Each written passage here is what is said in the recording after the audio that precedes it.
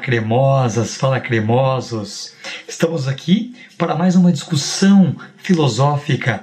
Para você que é interessado e amante da filosofia... Professor, amante, amo. Não, velho. Não é isso que eu quero dizer. Amante no sentido de ter uma relação passional, emotiva com a filosofia. Seja você vestibulando, né, ou pré-ENEM, esse vídeo é para você. A aula de hoje, como eu prometi, posso dizer para você que é um dos filósofos assim, que eu tenho um grande e um especial apreço. Nós vamos falar sobre a ética de Nietzsche. A visão de vocês vai mudar sobre a história da filosofia com esse filósofo. Ele é um dos filósofos mais ácidos e críticos que a história da filosofia tem para nos mostrar. Se você quer ver esse vídeo até o final, inscreva-se no nosso canal, curta o nosso vídeo, dá um joinha, compartilhe esse vídeo também, deixe seus comentários, dúvidas e também sugestões. Quer participar dessa jornada filosófica? Eu sou o professor Rodrigo Pensador e esse é o canal Tchê, História e Educação. Roda a vinheta e vem com a gente.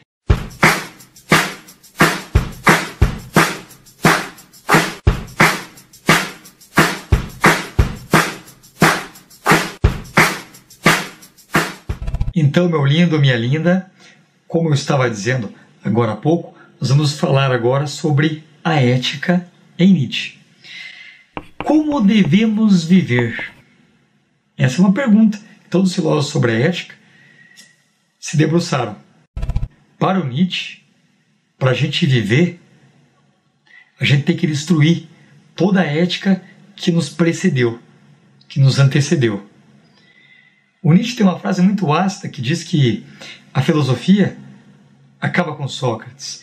Ele é um dos grandes críticos da filosofia, o Nietzsche, e do cristianismo, também da ciência. Eu quero mostrar um pouquinho esse percurso dele, mas eu quero que vocês entendam do ponto de vista ético. Parece muitas vezes que a gente vai fugir do assunto, mas não. Acompanhe comigo o raciocínio. O Nietzsche, ele vai não postular um valor, ele vai criticar os valores. A grande pergunta do Nietzsche é: esse filósofo que nasceu no século XIX, nasceu em 1844 e morreu em 1900, ele vai fazer a seguinte reflexão: qual é o valor do valor? Porque até hoje os filósofos só queriam tentar compreender o que é o bem, o que é o mal. Mas por que o bem é o bem e o mal é o mal? Será que o bem não é o mal? E o mal não é o bem? Vocês nunca se questionaram? De onde que veio a moral cristã? Segundo Nietzsche, veio da moral a partir de Platão. Vamos compreender. A partir de Sócrates, começa a nascer a reflexão ética. Só que a reflexão ética, para o Sócrates, ela se dá pautada numa racionalidade, numa idealidade. Então, o Sócrates vai mostrar como que todos nós deveríamos agir, como todos nós deveríamos nos comportar. O grande problema é que o Sócrates reduz toda a vida, toda a complexidade que é a vida, a partir da razão. Para o Nietzsche, a vida é muito mais do que a razão. Eu vou mostrar algumas coisas no qual Nietzsche adorava. Nietzsche valorizava muito as tragédias gregas, as comédias gregas. Ou seja, a arte era uma forma para compreender o mundo. Agora, com Sócrates, com Platão, com Aristóteles, com os racionalistas, na Idade Moderna, ou antes mesmo, com o cristianismo, a vida perdeu o sentido. Vocês vão entender por que isso aconteceu. O Sócrates, quando ele enaltece a razão, para ele afirmar a razão, ele tem que negar a emoção, ele tem que negar o corpo. Quando ele diz que o homem virtuoso é aquele que segue as normas do pensamento, ele tem que negar um instinto. E a vida não é só a razão, a vida também é instinto. E infelizmente, a gente pode reduzir a filosofia a partir do seguinte conceito: a filosofia até hoje, segundo a partir da perspectiva ética, toda virtude, todo o conhecimento moral sobre o bem se dá a partir do quê? Se dá a partir da racionalidade. E é isso que o Nietzsche vai se debruçar. Ele vai fazer, ele vai construir uma máquina de desconstrução dessa racionalidade. Por isso que ele é chamado de irracionalista. Essa racionalidade, ele construiu um mundo ideal. O que o Platão falava? Que existe um mundo verdadeiro, um mundo das ideias, do pensamento, onde o corpo era ilusão. Ora, quando eu crio um ideal, eu mato o mundo real, eu mato o mundo dos sentidos. O mundo é sensibilidade, o mundo é flor da pele também. Então percebam que toda a ética filosófica foi construída a partir de um ressentimento com o corpo. Coisas que na Idade Média, com Santo Agostinho e São Tomás de Aquino, vai ser retomado. Aquilo que para os filósofos é visto como culpa, né, no sentido de atribuir ao corpo um valor, então aquele que atribuía um valor ao corpo era algo errado, era um vício. Para os cristãos, para os filósofos cristãos, o corpo é fonte de pecado. Basta ver o pecado capital, o pecado original. Eva, quando come a fruta da árvore proibida, ela se rende ao desejo. O desejo é fonte do quê? De pecado. E isso cria um sentimento de culpa no ser humano. É isso que a gente está questionando, né? Você culpar o homem por ter sensações, sentimentos. Tudo aquilo que vem do corpo é fonte de erro, de engano, de prejuízo, de defeito. Tanto para a filosofia quanto para o cristianismo. Por isso que o Nietzsche também questiona muito o cristianismo. Mas ele não vai fazer uma crítica no sentido de que Deus existe ou não. Para ele, a questão central está no ponto de que os valores do cristianismo, os valores da religião, elas não afirmam a vida. Elas são contrárias à vida. Eu não estou entendendo o que você está falando. Explica de uma maneira mais detalhada. Velho, eu duvido que alguém te explicou o Nietzsche dessa forma. Vou contar uma historinha para você. Não vejo a hora do meu filho crescer, velho, para eu contar essa nova versão do Chapeuzinho Vermelho. Senta que lá vem a história.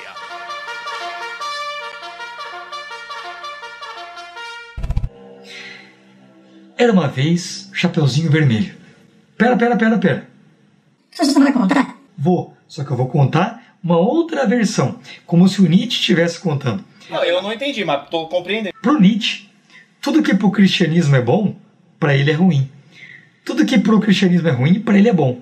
Há uma inversão de valores. Isso não só em relação ao cristianismo, como também à tradição filosófica racionalista. Acompanha comigo. A visão que nós temos sobre o Chapeuzinho Vermelho é que ele é bom, porque ele é fraco, dócil. E o lobo é mau, porque ele age pelo instinto, pela força física. Mas para o Nietzsche, Chapeuzinho Vermelho é que é mau. Por quê? Porque ele cria uma moral para tentar colocar um sentimento de culpa no lobo, que não pode ser punido por viver e agir de maneira instintiva. Ele tem que matar para sobreviver. É a lei da natureza. Como não matarás? Esse mandamento não funciona, Nietzsche está dizendo. A vida é feita de vida e morte. Morte e vida. O que você comeu domingo no churrasco? Desculpa aí. Só fiz uma pergunta. Nietzsche te perguntaria isso. Então não pode o ser humano ser culpado por aquilo que é natural. Conseguem entender por que o lobo não é mau? Porque ele age segundo a sua natureza. O que está claro? O fraco precisa de criar uma moral para conseguir dominar o forte. Chapeuzinho é mais fraco fisicamente que o lobo mau. Como ele é mais fraco, ele cria a moral que o torna aparentemente mais forte para dominar o lobo, para que ele não coma Chapeuzinho Vermelho. Caso ele coma, velho, você está levando as coisas por trás. O que você está rindo? Falei nada engraçado. Falei comer, né? Comer, né? Tô sabendo, vai. Então ele não pode ser culpado por isso. Vocês conseguem entender? Então quem criam as regras são os fracos. Perceba que o Nietzsche está desconstruindo a moralidade. O cristianismo também é culpado porque quando ele afirma o céu, ele nega a terra. Platão, quando afirma o mundo ideal, mata o real. O Nietzsche critica utópicos como os comunistas, como aqueles que acreditam numa justiça. Quando eu digo que o mundo amanhã será melhor, eu estou dizendo que o mundo hoje não tem valor. Eu estou desprezando esse mundo às custas do mundo que talvez não exista. Eu sou fraco, Nietzsche vai dizer. Essa é a moral de rebanho. As pessoas que criam o ideal, que criam um mundo futuro, como os cristãos e os filósofos idealistas, são fracos porque eles não suportam essa vida. Essa vida é feita de contradição, de sofrimento. O fraco é incapaz de suportar o sofrimento. Por isso que ele se refugia no mundo ideal, no mundo de utopia, naquele lugar que não existe. Que esse é o significado real da palavra utopos. Utopos dá origem à palavra utopia, que é um lugar que não existe, mas que pode existir. Conseguem compreender o que o professor está falando? Eu vou dar um exemplo. Eu moro num apartamento aqui em Curitiba e vamos supor que tenha acontecido a situação. Não estou dizendo que tenha acontecido. Vamos dizer que eu chegue da escola muito louco, feliz e ligue o som no último. Para o Nietzsche, os fortes criam valores a partir da sua vontade de potência. O que é vontade de potência? O tesão da vida. Os fracos, que para ele são aqueles adeptos do cristianismo e da filosofia de Platão, Sócrates, Aristóteles e os idealistas, e também da própria ciência. Por que eles são fracos? Porque eles querem domesticar os fortes. Quem são os fortes? São as pessoas que afirmam a vida. Eles têm essa vontade de poder, esse tesão interno que eles querem colocar para fora. Essa energia vital, que faz com que eles criem valores. Para o Nietzsche é forte, então aquele que tem essa vontade de potência, que cria valores. Vou dar um exemplo. Chego em casa e tenho vontade de ouvir uma música tal. Aí eu ligo no último. Eu tenho muito tesão em afirmar a vida, estou feliz com a minha esposa, com o meu filho. Só que aí, daqui a pouco, liga o porteiro. Rodrigo, o pensador. Por favor, apague, desligue esse som. Abaixe, por favor. Perceba, quem que criam as regras num condomínio, as regras de uma sociedade? São os fracos. Os fracos precisam de conviver em rebanho. Para Nietzsche, a moral de rebanho é a moral do fraco. O fraco, aqueles que têm pouca vontade de afirmação da vida, aqueles que negam a vida, precisam de viver em grupos, como rebanho. Como eles são a maioria, e a democracia, por Nietzsche, proporciona a moral do fraco, do escravo, então eles criam as regras. Por exemplo, numa reunião do condomínio, as regras do condomínio vai ser aprovadas pela maioria. A maioria não tem tesão pela vida, não tem vontade de viver, vontade de potência, como diz o Nietzsche. Ou seja, as regras que vai negar a nossa vida, no caso, para aqueles que querem superar a si mesmo, vão ser impostos por esses medíocres, dizia Nietzsche. Então, eu vou ganhar uma multa porque eu quero extravasar, colocar para fora toda essa vontade de potência, essa minha alegria, essa energia vital. Eu vou contar um babado para vocês. Mais um caso para vocês entenderem. Veja, isso tem uma regra na escola que ninguém pode atrapalhar as aulas. Quem cria isso? Os medíocres. As regras são criadas pelo rebanho. Aí o professor, isso já aconteceu em algumas escolas, eu aumento o som no último. Mas eu estou dançando, estou cantando, porque eu tenho vontade de potência, segundo a visão de Nietzsche. Eu tenho que criar valores, eu tenho que mostrar uma nova maneira de eu lecionar. Como tem muitas pessoas que sentem-se incomodados porque não criam valores, e eles vão o quê? Dizer, o professor Rodrigo não está deixando dar aula, ou está atrapalhando a aula. Então, eles tentam inibir essa vontade de potência dos fortes, porque os fracos dominam, a moral de rebanho domina. Hoje o fraco domina, impera sobre aquele que de fato é o forte.